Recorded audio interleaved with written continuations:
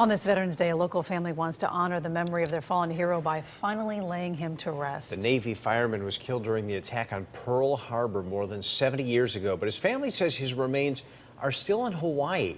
News 8's Naka Nwosu in our New Haven newsroom tonight with more on why it's taken so long to bring him home. Naka?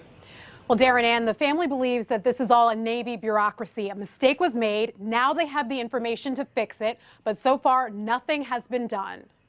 This is him with his mother and father. He is third-class fireman Edwin Hopkins, killed during the attack on Pearl Harbor.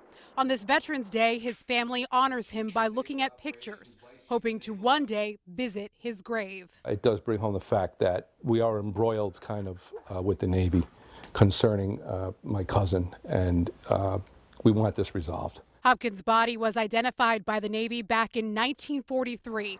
Then in 1949, a reversal. The identified body suddenly listed as unidentified, buried with 26 others believed to be unknown. There was always pain there.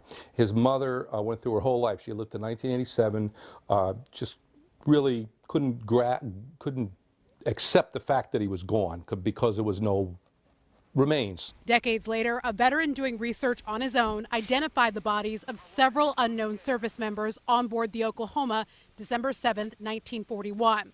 One was third-class fireman Edwin Hopkins. The Navy asked the family to submit DNA samples to prove the relationship. That was done years ago, but the family still does not have their loved one's remains. We want him to rest with his mother and father. It isn't just about my cousin. There's 22 people here.